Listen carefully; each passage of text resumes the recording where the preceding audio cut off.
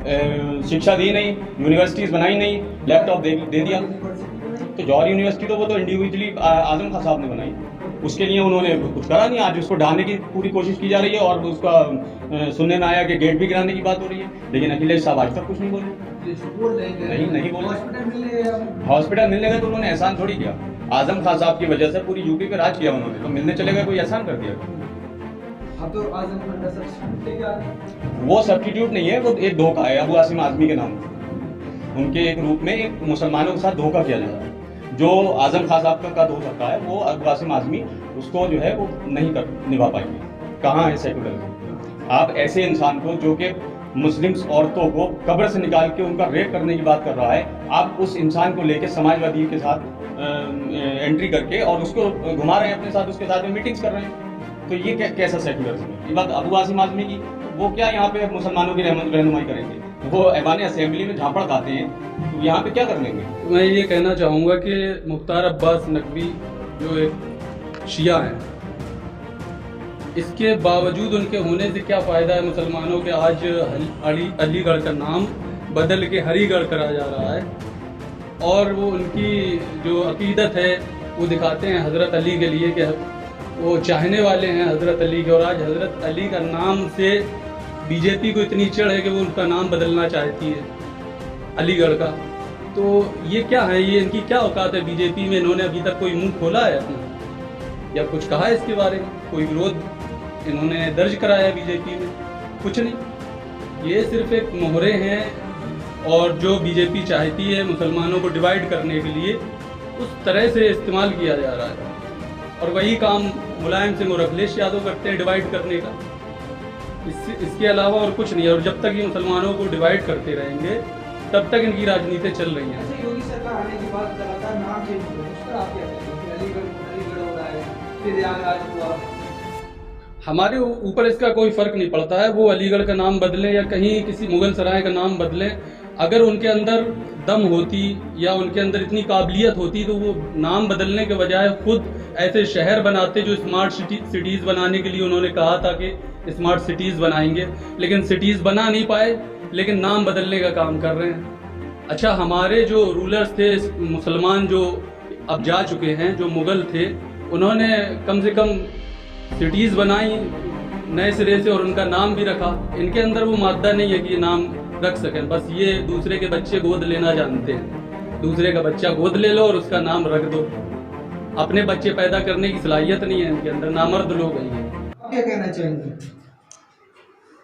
कहना यही चाहेंगे कि अब जो भी पिछली सरकारों में हुआ, जो अखिलेश यादव की सरकार में हुआ, तो वो बोलते हैं कि हमने के काम बोलता है। अगर उनका काम बोलता तो वो 2017 में इतनी बुरी तरह से मुंह के बल कैसे गिरते? वो बोलते हैं कि हमने ये करा वो करा, क्या करा उन्होंने? अब रही बात मुसलमानों की कि वो MIM के साथ क्यों आए, तो वो इसलिए आए कि पिछली बार ज़्यादातर मोस्टली मुसलमान ने अखिलेश का साथ दिया। कौन जीता? बीजेपी। तो अब हम अखिलेश को ना वोट देंगे, हम अपनी खुद की क़यादत को मजबूत करेंगे इंशाल्लाह। असदुद्दीन ओवैसी के हाथों को मजबूत करेंगे और अपनी क़यादत बनाएंगे। ओवैसी को वोट क्यों दे जनता? इसीलिए देंगे, मुस्लिम जो है क्यों भरोसा करें?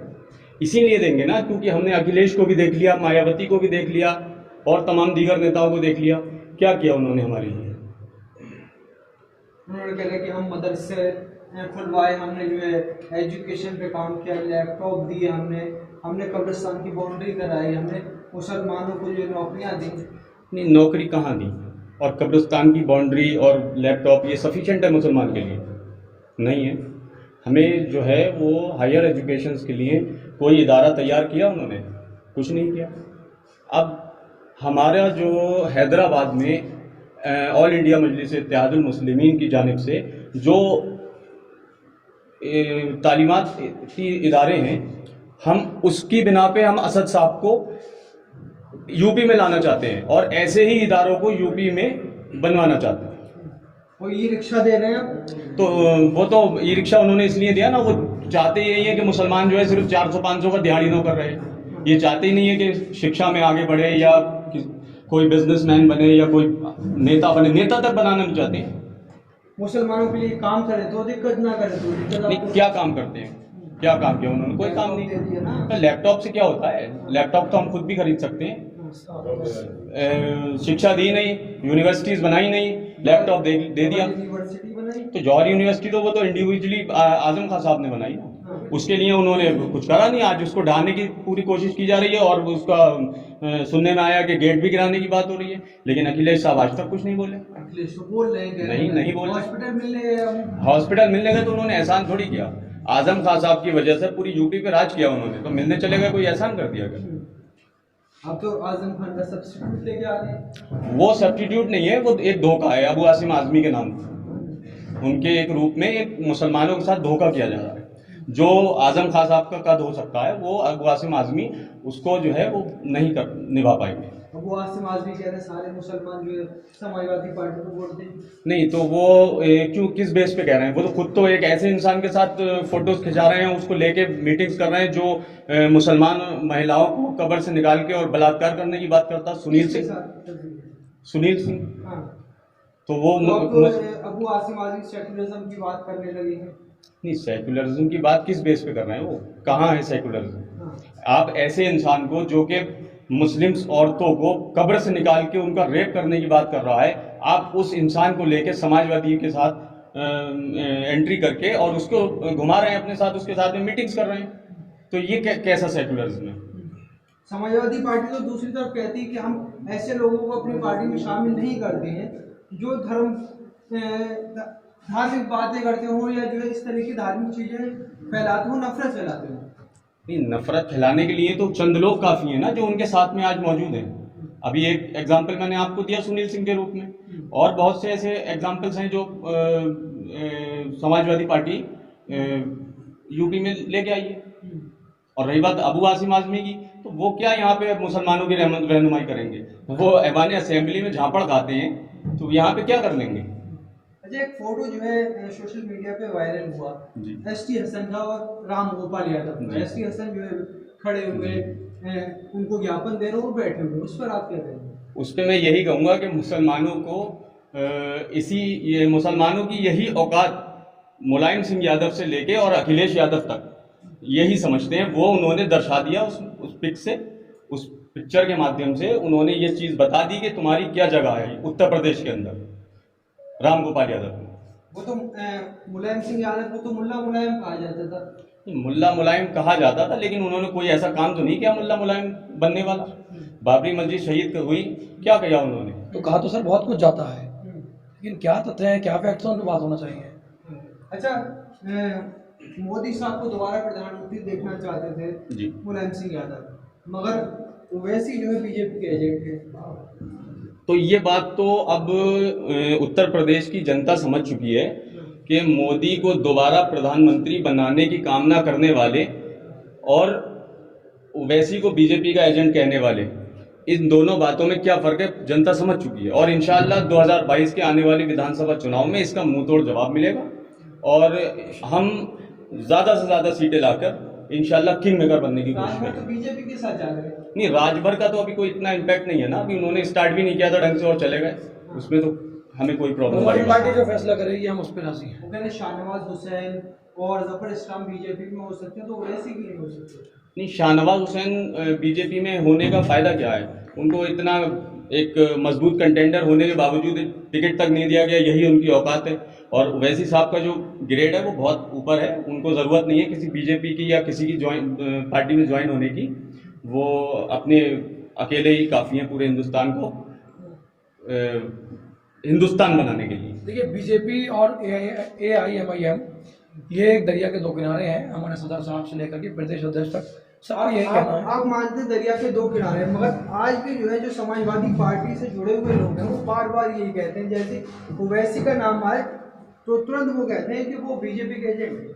अभी आप एक सवाल पूछ रहे थे, उसका जवाब देना चाहूँगा मैं। आपने एक सवाल किया था कि शाहनवाज हुसैन और भी नेता मुख्तार अब्बास नकवी ये बीजेपी में हैं, तो बाकी के और मुसलमान क्यों नहीं हो जाते? तो मैं ये कहना चाहूँगा कि मुख्तार अब्बास नकवी जो एक शिया हैं, इसके बावजूद उनके होने से क्या फ़ायदा है मुसलमानों के आज अलीगढ़ का नाम बदल के हरिगढ़ करा जा रहा है।